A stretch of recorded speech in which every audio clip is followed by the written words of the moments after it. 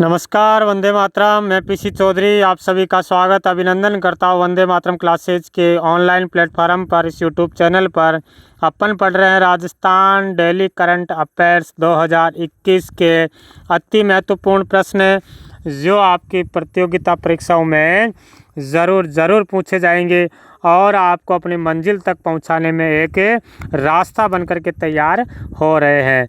तो साथियों, किस प्रकार चल रही है आपकी तैयारी? यदि कमज़ोर चल रही है तो अब समय नहीं है इतना, आप जल्दी से लग जाइए अपनी तैयारी में।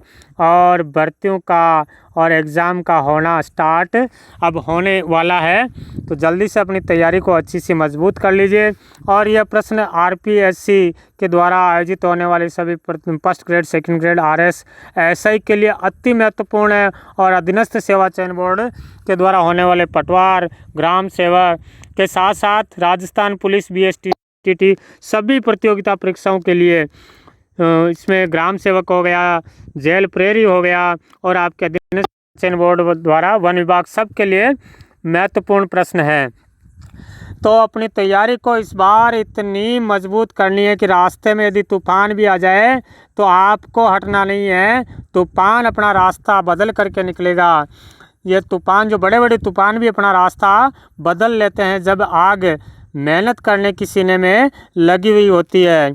और नसीब में लिखे हुए पर भरोसा कभी नहीं करना है। भरोसा इस पर करना अपने मेहनत के, जो मेहनत ही अपनी कलम है और अपने जो नसीब है वो खुद बनाना है। खुद कलम, अपनी मेहनत की कलम से लिख करके बनानी है। तो तैयार हो जाइए, स्टार्ट करते हैं। अपने पहला प्रश्न है अपना आज का, शिक्षा के क्षेत्र में परफॉर्मेंस ग्रेडिंग इंडेक्स में राजस्थान को कौन सी ग्रेड मिली है? चलिए जी, शिक्षा के क्षेत्र में, ये नहीं दिख रहा है, अपन दूसरा ले लेते हैं। शिक्षा के क्षेत्र में परफॉर्मेंस ग्रेडिंग इंडेक्स में राजस्थान को कौन सी ग्रेड मिली है? फर्स्ट ग्रेड, सेकेंड, थर्ड या फोर्थ? तो राजस्थान को इसमें लेवल थर्ड मिला है, थर्ड लेवल मिला है। परफॉर्मेंस ग्रेडिंग इंडेक्स, इसको कहते हैं पीजीआई, शॉर्ट में कहते हैं पीजीआई, परफॉर्मेंस ग्रेडिंग इंडेक्स 2019-20। ये आई है अभी हाल ही में। पहली बार पीजीआई आई है 2017-18 में, 2019 में आई थी और पीजीआई 2017-18 आई थी।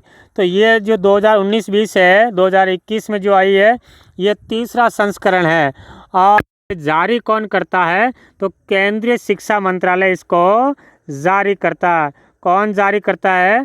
केंद्रीय शिक्षा मंत्रालय जारी करता है, जिसमें अपने राजस्थान को तीसरे ग्रेड में रखा गया है। ठीक है, और इसके साथ में यह भी याद रख लेना, केंद्रीय शिक्षा मंत्री कौन है? तो केंद्रीय जो शिक्षा मंत्री है, अपने केंद्रीय शिक्षा मंत्री कौन है? तो डॉक्टर रमेश पोखरियाल, रमेश पोखरियाल केंद्रीय शिक्षा मंत्री है। और राजस्थान के शिक्षा मंत्री कौन है? गोविंद सिंह जी डोटासरा। चलिए दूसरा प्रश्न देखते हैं। अगला प्रश्न है, राजस्थान के राज्य के पहले अत्याधुनिक हाईटेक पुलिस थाने का लोकार्पण कहाँ किया गया है? अभी हाल ही में राजस्थान का पहला अत्याधुनिक हाईटेक पुलिस थाने का लोकार्पण किया गया है। कहाँ किया? श्रीगंगानगर, जोधपुर, जालोर या फिर बीकानेर? तो राइट आंसर होगा इसका जोधपुर। जोधपुर में किया गया है। देखिए कैसा है ये रहा आपका हाईटेक पुलिस थाना जोधपुर में, नागौरी गेट के यहाँ इसका उद्घाटन किया गया है। इसके अलावा और आपको कौन कौन से थाने ध्यान में रखना है? तो राजस्थान में पर्यटन पुलिस थाने कहाँ है? तो पर्यटन पुलिस जो थाने हैं वो आप बताओगे। पर्यटन पुलिस थाना उदयपुर, जोधपुर और जयपुर। पर्यटन पुलिस थाना उदयपुर, जोधपुर, जयपुर। और अत्याधुनिक हाईटेक पुलिस थाना कहाँ है? जोधपुर। और एक ध्यान रखेंगे, पानी चोरी पर रोक लगाने के लिए पुलिस थाना कहाँ स्थापित किया गया है? नौहर हनुमानगढ़, नौहर हनुमानगढ़ में स्थापित किया गया है। चलिए अगला प्रश्न देखते हैं। तीसरा प्रश्न है कि राजस्थान के किस वीर योद्धा जयमल राठौड़ पर, किसको अपने यहाँ काट देते हैं, राजस्थान के वीर योद्धा जयमल राठौड़ पर कितने रुपए का डाक स्मारक डाक टिकट जारी किया जाएगा? जयमल राठौड़ पर कितने रुपए का डाक टिकट जारी किया जाएगा? 1 रुपया, 2 रुपया, 5 रुपया या 10 रुपया? तो सही आंसर होगा 5 रुपये। सही आंसर है 5 रुपये।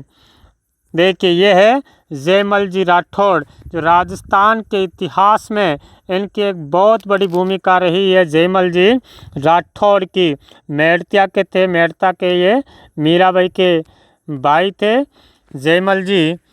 इन्होंने जब अकबर ने युद्ध किया, अकबर ने चित्तौड़ पर आक्रमण किया था 1567 ईस्वी में, जब उदयपुर मेवाड़ के शासक महाराणा उदय सिंह जी थे। उदय सिंह जी के चित्तौड़ दुर्ग से चले जाने के बाद जयमल जी राठौड़ ने चित्तौड़ का कार्यभार संभाला था और अकबर को इस युद्ध में धूल चटाई थी। अकबर को बड़ी वीरता से इन्होंने युद्ध लड़ा था। साथ में थे इनके भतीजे कल्ला जी राठौड़, जिनको 4 हाथों वाले लोक देवता भी कहा जाता है। तो ये है जयमल जी राठौड़, जिन पर हाल ही में 5 रुपये का डाक टिकट जारी करने का प्रस्ताव रखा गया, मंजूरी दी गई है। चलिए अगला प्रश्न है। नेक्स्ट प्रश्न, राजस्थान का पहला मूर्ति शिल्प संग्रहालय जिसका नाम है माटी मानस, राजस्थान का पहला मूर्ति शिल्प संग्रहालय माटी मानस किसके द्वारा बनाया गया है, मनाया गया है? ये माटी मानस जो संग्रहालय है, पहला मूर्ति शिल्प संग्रहालय किसके द्वारा मनाया गया है? प्रसून जोशी के द्वारा, अर्जुन प्रजापति के द्वारा, सोहनलाल सुथार के द्वारा या फिर कृपाल सिंह शेखावत के द्वारा? तो सही आंसर है अर्जुन प्रजापति के द्वारा ये है बनाया गया है। चलिए देखते हैं अपन, ये है अपने अर्जुन जी प्रजापति, जिनका हाल ही में कोरोना से निधन हो जाता है। और इन्होंने राजस्थान का पहला मूर्ति संग्रहालय जिसका नाम था माटी मानस, इसकी स्थापना की थी। और इनके बारे में क्या क्या कहा जाता है ये भी अपन नोट कर लेते हैं। तो अर्जुन प्रजापति को मास्टर ऑफ क्लोनिंग कहा जाता है। मास्टर ऑफ क्लोनिंग किसे कहा जाता है? तो बताएंगे अर्जुन प्रजापति को कहा जाता है क्लोनिंग के महारथी। किनको कहते हैं? अर्जुन प्रजापति को कहते हैं क्लोनिंग के महारथी। और अमेरिकी जो राष्ट्रपति हुए थे बिल क्लिंटन ने इनको मूर्तियों का जादूगर कहा। अर्जुन प्रजापति को मूर्तियों का जादूगर कहा है। और ये जो अपने पहला संग्रहालय खोला गया था माटी मानस, ये कब खोला गया था? 2008 में खोला गया था। 2008 में खोला गया। और देखो इनको अपने पूर्व राष्ट्रपति जी प्रतिभा देवी सिंह जी पाटिल इनको पद्मश्री पुरस्कार से सम्मानित कर रही है। चलिए अगला प्रश्न देखते हैं। नेक्स्ट प्रश्न है, 18 वर्ष की आयु पूर्ण कलर चेंज कर लेते हैं। 18 वर्ष की आयु पूर्ण होने पर समाज की मुख्य धारा से जुड़ने वाले बच्चों के लिए राजस्थान सरकार द्वारा कौन सी योजना लॉन्च की गई है? 18 वर्ष की आयु पूर्ण होने पर समाज की मुख्य धारा से जुड़ने वाले बच्चों के लिए राजस्थान सरकार द्वारा कौन सी योजना लॉन्च की गई है? समर्थ योजना, समृद्धि योजना, संकल्प योजना या समर्पण योजना? तो राइट आंसर है समर्थ योजना। सही आंसर है इसका समर्थ योजना। क्या है समर्थ योजना? चलो देखते हैं समर्थ योजना। जैसा नाम में ही छुपा हुआ है समर्थ। समर्थ का मतलब होता है अपने काम को करने में पूरी तरह योग्य, अपने काम को करने में पूरी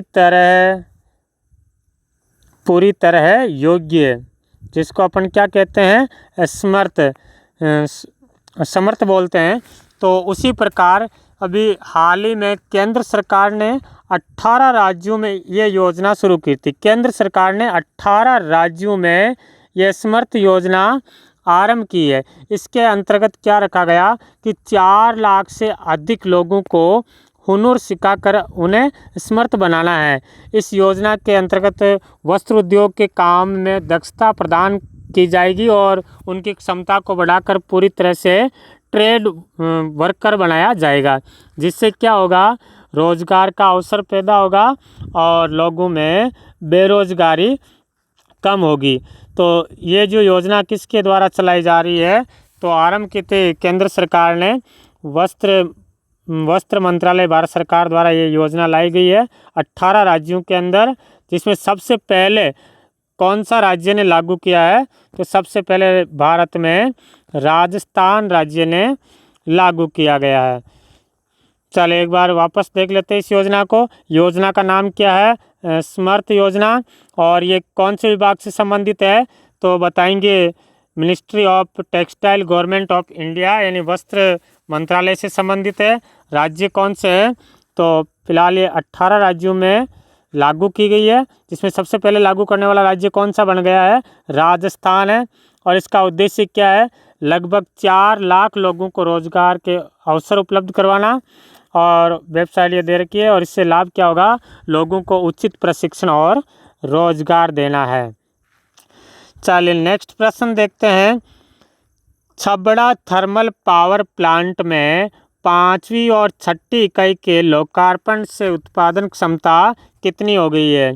छबड़ा जो थर्मल सुपर पावर स्टेशन है 12, तो यहाँ पर जो 5वीं और 6ठी इकाई का लोकार्पण यानी ये आरंभ हो गया, उत्पादन करने लग गए हैं। तो इसके उत्पादन के बाद छबड़ा थर्मल पावर स्टेशन से कुल कितनी क्षमता से विद्युत उत्पादन हो रही है? 1000 मेगावाट, 2320 मेगावाट, 2880 मेगावाट और 1500 मेगावाट। तो सही आंसर हो जाएगा 2320 मेगावाट। ठीक है, तो पहले इसकी क्षमता थी 1000 मेगावाट थी। और फिर 5वीं और 6ठी इकाई जो 660 मेगावाट की 2 इकाइयों का और आरंभ किया, यानी टोटल हो गए 1320 मेगावाट की इकाइयाँ और आरंभ होने के साथ ही टोटल क्षमता कितनी हो गई? 2320 मेगावाट क्षमता हो गई है। चलिए नेक्स्ट प्रश्न देखते हैं। अगला प्रश्न, विधानसभा प्रक्रिया नियम 173 से किससे संबंधित है? ये किससे संबंधित है? विधायक नियुक्ति के संबंध में, विधायक के कार्यकाल से संबंधित है, या फिर विधायक के इस्तीफे, या विधायक के कोष से है? तो इसका जो सही आंसर होगा, क्या क्वेश्चन है, विधानसभा प्रक्रिया नियम 173 किससे संबंधित है? तो ये है आपके विधायक के इस्तीफे से संबंधित है।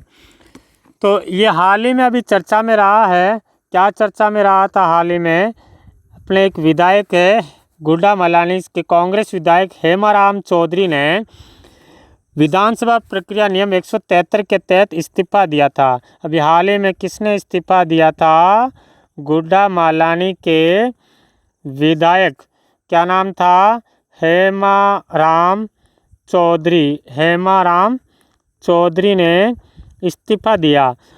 तो इसके अंदर क्या होता है, इसमें एक नियम है, उपनियम है 3 के 173 के उपनियम 3 में ये लिखा गया है, यदि कोई भी विधायक डाक या अन्य किसी मार्फत अपना इस्तीफा भेजता है विधानसभा अध्यक्ष को, विधायक अपना इस्तीफा किसको देते हैं? तो ये देते हैं विधानसभा अध्यक्ष को, स्पीकर को देते हैं। तो 3 में लिखा हुआ है कि जब भी कोई विधायक अपना इस्तीफा डाक के द्वारा या अन्य किसी मार्फत से भेजता है तो विधानसभा अध्यक्ष अपने या विधानसभा सचिवालय स्तर पर उसकी जांच करवाता है और उसी के बाद इस्तीफा स्वीकार करने पर निर्णय किया जाता है। तो विधानसभा सचिवालय ने मामले की जांच करवाने के बजाय सीधा हेमाराम चौधरी को ही उपस्थित होने के लिए कहा गया। ऐसे में अब हेमाराम चौधरी जी यहाँ उपस्थित होकर कहेंगे कि उनका इस्तीफा स्वीकार किया जाए तो फिर इस्तीफा स्वीकार करना होगा। यदि वो इस नियम से नहीं आए, समय से पहले नहीं आए, तो अध्यक्ष जो है निर्णय लेने की, यदि पहले वो वापस ले ले तब तो विधायक यदि अपना इस्तीफा, तो हेमाराम जी चौधरी को स्वयं उपस्थित होकर के कहा गया है कि आपको उपस्थित होकर के यहाँ इस्तीफा देना होगा। यदि अब यहाँ पर हेमाराम जी चौधरी स्वयं उपस्थित होकर के विधानसभा अध्यक्ष को इस्तीफा देते हैं कि मेरा इस्तीफा स्वीकार किया जाए, तो अध्यक्ष साहब को इस्तीफा स्वीकार करना पड़ेगा। यदि वे नियम समय से पहले अपना इस्तीफा वापस ले लेते हैं तो अध्यक्ष को निर्णय लेने की ज़रूरत ही नहीं पड़ेगी। तो ये था अपना विधानसभा प्रक्रिया नियम 173। चलिए अगला प्रश्न देखते हैं। नेक्स्ट प्रश्न, राजस्थान सरकार ने विद्यार्थियों को शहरी क्षेत्र में आवासीय सुविधा के लिए कौन सी योजना को मंजूरी दी गई है? कौन सी योजना को मंजूरी दी गई है? गौरादाय वाउचर योजना, अंबेडकर डीबीटी वाउचर योजना, प्रतिपालक वाउचर योजना, सुविधा सहारा वाउचर योजना। तो राइट आंसर है अंबेडकर डीबीटी वाउचर योजना। इस योजना के तहत क्या कर रखा है कि घर से दूर शहरी क्षेत्रों में रहने के लिए आवासीय सुविधा हेतु SC, ST, OBC, MBC और EWS वर्ग के विद्यार्थियों को इसको वाउचर यानी इसका फ़ायदा मिलेगा। संभागीय मुख्यालय पर रहने वालों को 7,000 रुपये प्रति माह, कहाँ पर? संभागीय स्तर पर जो रह रहे हैं, और अन्य जिला मुख्यालय पर यदि रहते हैं तो उनको 5,000 रुपये प्रति महीना देय होगा। और ये जो चीज़ें मेरिट के आधार पर 5,000, राजस्थान में कुल 5,000 छात्रों को ये लाभ मिलेगा। और इसी के साथ राजकीय महाविद्यालय में जो ग्रेजुएशन और पोस्ट ग्रेजुएशन जो कक्षा नियमित रूप से अध्ययन करने वाले स्टूडेंट भी इसमें पात्र होंगे। ये था अपना कौन सी योजना? अंबेडकर डीबीटी वाउचर योजना। चलिए अगली योजना की बात करते हैं, अगला प्रश्न की बात करते हैं। दिव्यांगजन को शहरी निकायों में मनोनीत करने वाला राजस्थान देश का कौन से नंबर का राज्य बन गया है? पहला, दूसरा, तीसरा या चौथा? तो इसमें अपने राजस्थान पहला राज्य बन गया है। राजस्थान सरकार ने एक नोटिफिकेशन जारी कर सत्ता और राजनीति में दिव्यांगजन को भी समान अवसर देने के उद्देश्य से शहरी निकायों में दिव्यांगजन की भूमिका भी तय की गई है। और इसमें क्या होगा कि नगर निगम, नगर परिषद और नगर पालिका जो राज्य सरकार के द्वारा नियुक्त किए जाने वाले जो मनोनीत सदस्य होते हैं, नगर निगम, नगर पालिका और नगर परिषद में जो राज्य सरकार द्वारा नियुक्त होने वाले मनोनीत सदस्य होते हैं, उनमें से एक जो सदस्य है वो दिव्यांगजन होगा। चलिए अगला प्रश्न की तरफ बढ़ते हैं। नेक्स्ट प्रश्न है, राजस्थान सरकार ने विधायक स्थानीय क्षेत्र विकास योजना के तहत दी जाने वाली राशि को 2.25 करोड़ रुपए प्रति वर्ष से बढ़ा करके कितना कर दिया गया है? जो पहले 2.25 करोड़ रुपए प्रति वर्ष दिया जा रहा है तो उसको बढ़ाकर अब कितना कर दिया है? 3 करोड़ प्रति वर्ष, 3.50 करोड़ प्रति वर्ष, 4.25 करोड़ रुपए प्रतिवर्ष और 5 करोड़ रुपए प्रतिवर्ष। तो राइट आंसर होगा 5 करोड़ रुपए प्रतिवर्ष। अभी हाल ही में अशोक जी गहलोत ने प्रत्येक विधानसभा क्षेत्र में विधायकों को स्थानीय क्षेत्र विकास योजना यानी के विधायक कोष के तहत दी जाने वाली 2.25 करोड़ रुपए की प्रतिवर्ष की जो राशि है इसको बढ़ा करके 5 करोड़ रुपए प्रतिवर्ष करने की मंजूरी दे दी गई है। तो ये हुए अपने 10 आज के इम्पोर्टेंट प्रश्न और मुझे पूर्ण विश्वास है, आशा है कि यह प्रश्न आपकी परीक्षा में और आपको मंजिल तक पहुंचाने में बहुत ही सार्थक होगा।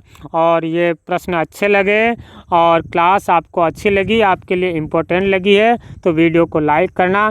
और हमारे को ये ऊर्जा होती है आपके कमेंट करने से, लाइक करने से, ताकि हमारे आत्मा को एक संतुष्टि मिलती है कि जो हमारे द्वारा आपकी सफलता के लिए प्रयास किया जा रहा है ये एक सार्थक प्रयास किया जा रहा है। और यदि आपने इतना हमें बल दिया तो ज़रूर आपके सामने लाइव आकर के और नई क्लासें भी लगाएंगे। तो मिलेंगे नए वीडियो के साथ अगले क्लास में अगले दिन। तब तक के लिए सबको जय हिंद, जय भारत, वंदे मातरम। और वैक्सीन के लिए आप भी टीका लगाइए, औरों को भी टीका लगाने के लिए आप प्रेरित कीजिए। उसी प्रकार से अपने इस कोरोना को समाप्त करना है। हारेगा कोरोना, जीतेगा भारत।